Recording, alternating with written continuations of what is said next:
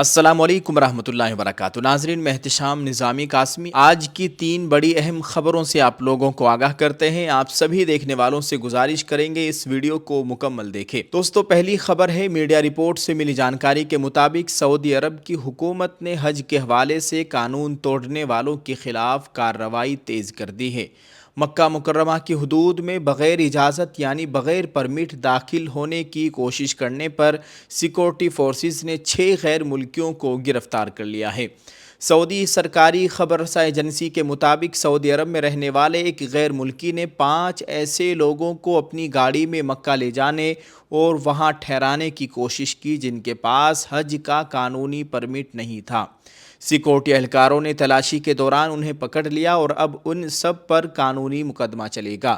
بھاری جرمانے اور پابندی۔ ناظرین، یاد رہے کہ سعودی وزارت داخلہ نے پہلے ہی اعلان کر رکھا ہے کہ جو بھی شخص بغیر پرمٹ کے حج کرے گا یا کسی ایسے شخص کی مدد کرے گا اسے 20,000 سے لے کر 1,00,000 ریال تک جرمانہ دینا پڑ سکتا ہے۔ اس کے علاوہ ان لوگوں کو جیل بھی ہو سکتی ہے اور ہمیشہ کے لیے سعودی عرب سے نکال کر دوبارہ آنے پر بھی پابندی لگائی جا سکتی ہے۔ بہت سے غیر ملکی بھائی نادانی میں یا کم علمی کی وجہ سے سستے حج کے چکر میں غیر قانونی راستہ اختیار کرتے ہیں۔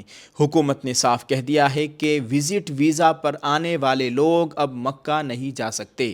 ایسی چھوٹی سی غلطی آپ کو عمر بھر کے لیے پریشانی میں ڈال سکتی ہے اور آپ کو اپنے ملک واپس بھیجا جا سکتا ہے۔ سعودی پولیس اب ان تمام لوگوں سے تفتیش کر رہی ہے۔ ناظرین، سعودی عرب میں اس وقت سیکورٹی اتنی سخت ہے کہ گاڑیوں کی تلاشی کے لیے جدید ترین ٹیکنالوجی استعمال ہو رہی ہے، اس لیے کوئی بھی شخص غیر قانونی طریقے سے مکہ میں داخل ہونے کا خطرہ مول نہ لے۔ اللہ تعالی ہم سب کی حفاظت فرمائے اور ہم سب کو حج عمرے کی سعادت نصیب فرمائے، آمین۔ آپ سب لوگ بھی اس ویڈیو کے کمنٹ میں آمین لکھ دیجئے۔ جی ہاں ناظرین، ایک اور خبر سے آپ لوگوں کو آگاہ کرتے ہیں۔ خبر بہت اہم ہے۔ الہ آباد ہائی کورٹ کا بڑا فیصلہ۔ الہ آباد ہائی کورٹ نے اتر پردیش کے 588 امدادی مدارس کی جانچ پر فی الحال روک لگا دی ہے۔ یہ جانچ نیشنل ہیومن رائٹس کمیشن یعنی قومی انسانی حقوق کمیشن کے کہنے پر ہو رہی تھی۔ عدالت نے نہ صرف اس جانچ کو روک دیا ہے بلکہ کمیشن سے جواب بھی مانگا ہے کہ اس نے اپنے دائرۂ اختیار سے باہر جا کر یہ حکم کیوں دیا۔ عدالت کی سخت تنبیہ۔ کیس کی سماعت کے دوران عدالت نے انسانی حقوق کمیشن کے کام کرنے کے طریقے پر سوال اٹھائے۔ جسٹس اتل شری دھرن نے اپنے حکم میں یہاں تک کہہ دیا کہ جب مسلم معاشرے کے لوگوں کے ساتھ موب لنچنگ یعنی ہجوم کے ذریعے تشدد جیسے واقعات ہوتے ہیں تب تو یہ کمیشن خاموش رہتا ہے، لیکن اب یہ مدارس کی مالی جانچ کرانے میں دلچسپی لے رہا ہے جو کہ اس کے کام کے دائرے میں نہیں آتا۔ ججوں کے درمیان الگ الگ رائے۔ اس معاملے کی سماعت 2 ججوں جسٹس اتل شری دھرن اور جسٹس وویک سرن کی بینچ کر رہی تھی۔ دلچسپ بات یہ ہے کہ دونوں ججوں نے مدارس کی جانچ روکنے پر تو اتفاق کیا لیکن انسانی حقوق کمیشن کے بارے میں کی گئی سخت باتوں پر ان کی رائے الگ تھی۔ جسٹس وویک سرن نے دوسرے جج کے سخت تبصروں سے خود کو الگ کر لیا۔ اسی اختلاف کی وجہ سے اب یہ معاملہ کسی بڑی بینچ کو بھیجا جا سکتا ہے۔ معاملہ شروع کہاں سے ہوا؟ ناظرین، فروری میں کسی شکایت کی بنیاد پر انسانی حقوق کمیشن نے یو پی حکومت کو حکم دیا تھا یعنی یوگی سرکار کو حکم دیا تھا کہ وہ 588 مدارس میں ہونے والی مبینہ بے ضابطگیوں کی جانچ اکنامک آفیسنس ونگ یعنی EOW سے کرائے۔ اس کے بعد حکومت نے جانچ شروع کر دی تھی۔ مدرسہ ٹیچرز ایسوسی ایشن نے اس کے خلاف ہائی کورٹ میں عرضی دی کہ کمیشن کو مالی یا مجرمانہ جانچ کا حکم دینے کا کوئی قانونی حق نہیں ہے۔ اب سوال یہ ہے کہ قانون کیا کہتا ہے؟ عدالت نے واضح کیا کہ 1993 کے قانون کے تحت انسانی حقوق کمیشن کا کام صرف لوگوں کی زندگی، آزادی اور برابری جیسے حقوق کی حفاظت کرنا ہے۔ مدارس کی مالی جانچ کرنا انسانی حقوق کا معاملہ نہیں ہے۔ عدالت نے یہ بھی کہا کہ اگر کوئی شکایت تھی تو اسے براہ راست ہائی کورٹ میں لایا جانا چاہیے تھا۔ کمیشن خود سے ایسے حکم جاری نہیں کر سکتا۔ اگلی سماعت کب ہوگی؟ ہائی کورٹ نے فی الحال تمام کارروائی روک دی ہے اور اگلی سماعت کے لیے 11 مئی کی تاریخ طے کی ہے۔ یہ کیس اس لیے بھی اہم ہے کیونکہ اس سے یہ طے ہوگا کہ انسانی حقوق کمیشن کے اختیارات کیا ہے اور وہ تعلیمی اداروں کے کام میں کتنا دخل دے سکتا ہے۔ ناظرین، آپ اس خبر کے تعلق سے کیا کہیں گے؟ کمنٹ میں اپنی رائے ضرور پیش کریں۔ ایک اور بڑی عجیب خبر سے آپ لوگوں کو آگاہ کرتے ہیں۔ دوستو، یہ خبر بہار سے آ رہی ہے۔ بہار کے اسکولوں اور کالجوں کے لیے نیا سرکاری حکم، اب وندے ماترم ہوا لازمی، حکومت کا بڑا فیصلہ۔